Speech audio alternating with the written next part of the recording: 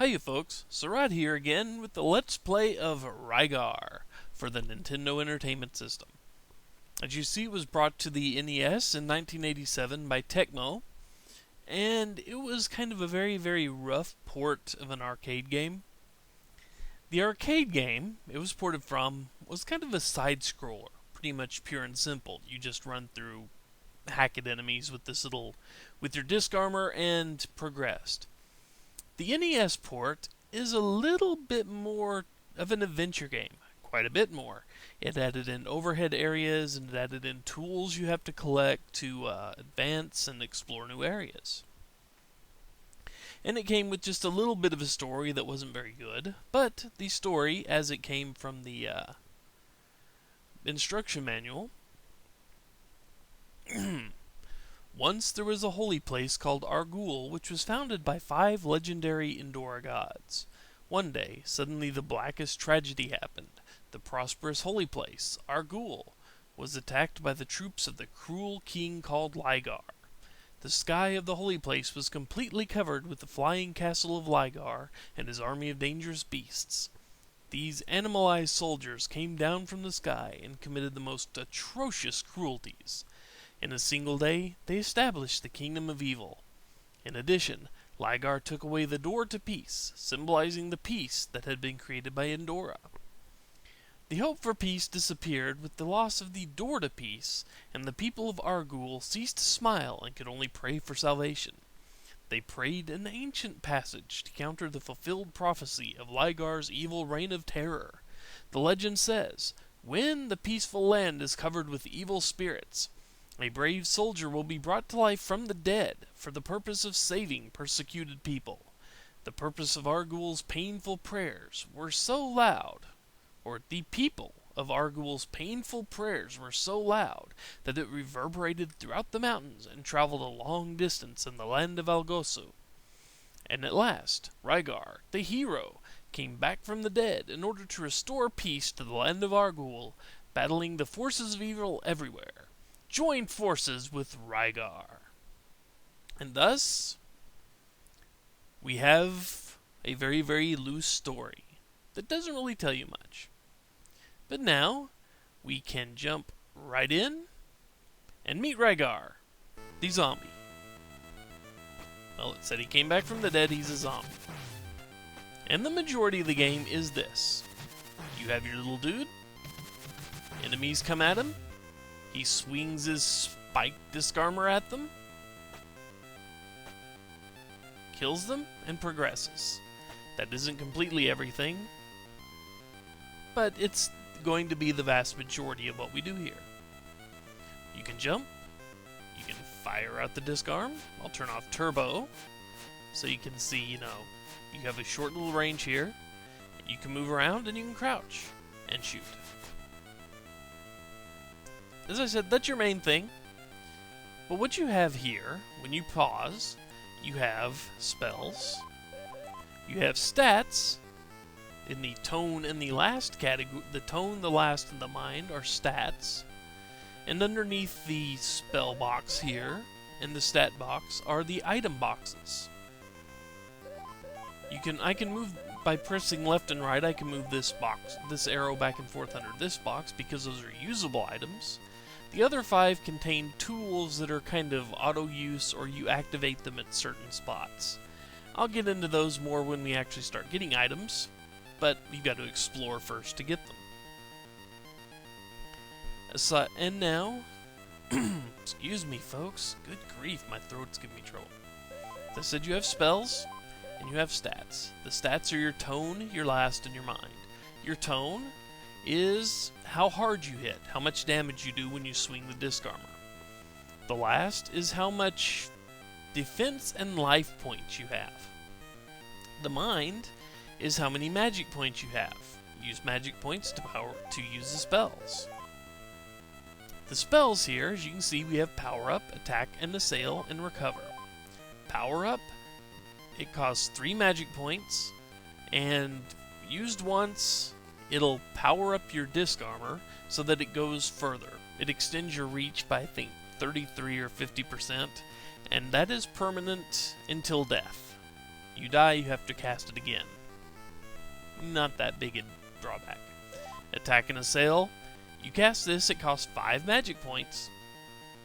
And the next 10 shots of your disc armor will flash and hit everything on screen. And Recover. It costs 7 magic points and refills your life points. If you haven't noticed, the 3 little blips on the top right are your hit points. We have 3. Every time we get hit by something in this area, we lose 1. And I'm pretty sure the bosses will take 2, 3, or more for every hit they deal you. Now, how do we get magic points and increase tone and last? We fight things. Certain enemies will give us tone points and last points, and they drop randomly magic points. I will see if I can get a few of these to drop for you.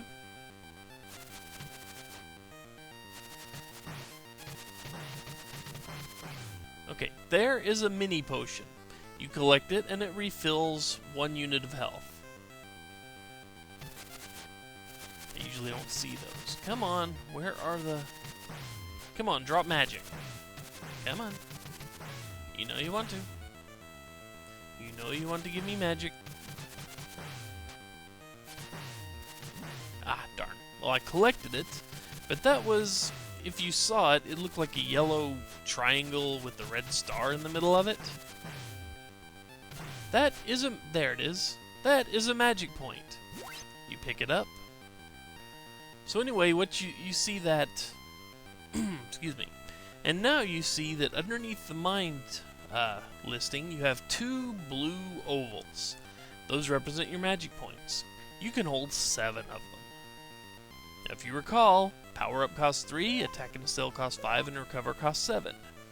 So once we get 7 magic points, we can no longer... I mean, we can still pick them up, but they will not count for us. So in other words, Recover takes every single bit of magic you can possibly gather. Give me another magic point so I can cast a spell. So I can show it off. Come on. I think I grabbed one. Did I grab one? I hope so. Yes, I did. I go up to the spell I want to cast, I hit A, and it is now cast. And you notice the disc armor has quite a bit longer reach after I cast Power Up. It doesn't actually make it any stronger, it does not make it hit harder, but it does manage to make it longer, and reach is pretty freaking valuable. Being able to go that much extra distance keeps me away from the monsters that much better.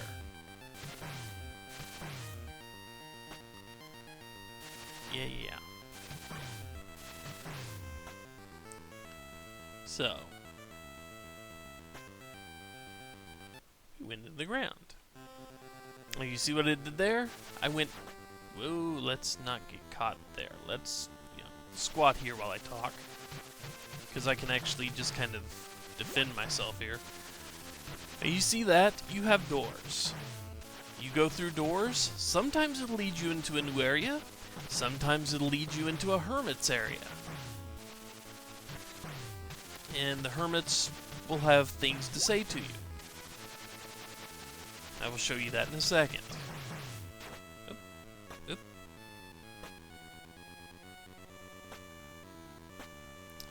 Come on. Stun the enemies. There we go. Yes, you can jump on them to stun them. I'm not sure if I mentioned that already or not. But you can. And not every enemy will be stunned when you jump on it. A good chunk of them will. So now we have a door. Inside this door,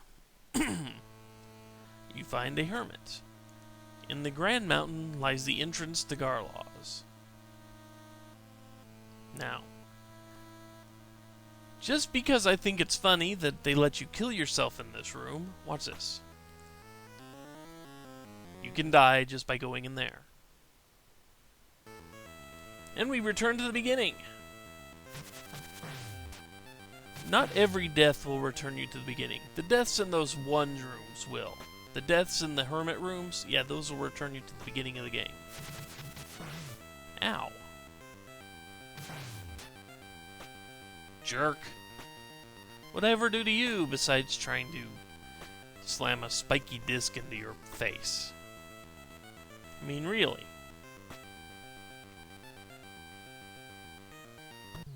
Ow. I should have killed him. Nah. But yeah, the downside, my power-up is now gone. So I'm going to grind. There we go. Recast it. Good grief. Looks like I will be only doing this little intro video today because my throat is not cooperating.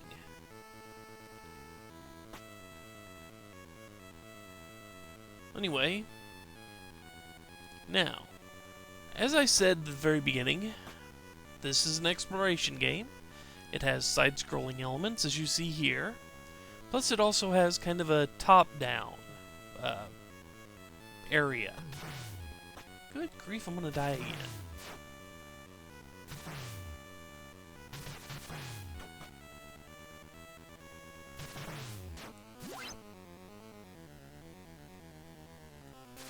I don't want to die again. I just died.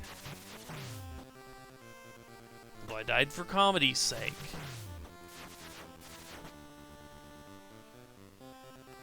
Kind of.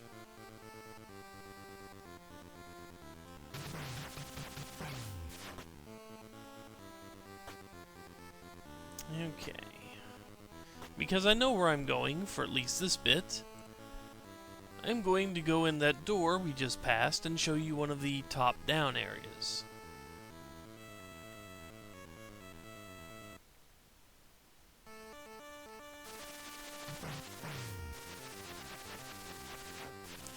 Whoa.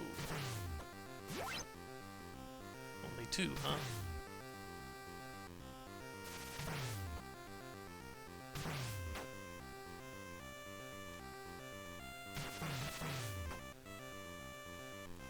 And these top-down areas behave pretty much as you'd expect.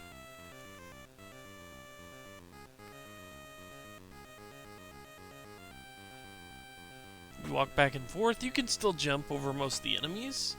But here's another funny death. Yep, you can die by jumping off the side of the cliff there, and it kills you. Only now it begins you here. And once again, my power-up's gone, but this is of little consequence at the moment. Because I want you to notice one last thing before I cut the video. My tone and my last, as I've been fighting the things around here, have been going up. As I said earlier, you beat enemies, tone and last goes up.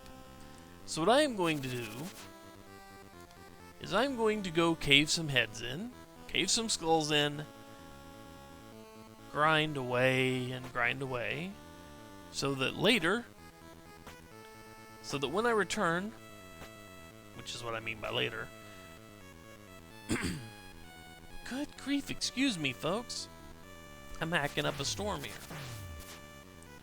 But so that when I return, I will be pretty much maxed out, which will take a little while.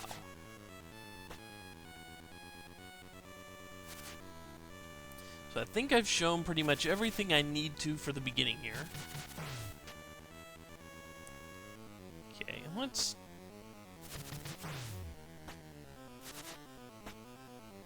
So you've seen you can die by falling off the pits in the one room, and you can die by... Obviously you can die by getting pummeled to death and losing all your hit points. But you would think... One more death here. You would think that you could just jump down from above since there was, you know, a ledge down there. Nope. You can't do that. But see, it starts you off at the very beginning of this area. So anyway, when I come back, we will actually begin to play this game properly and explore. Until then, well...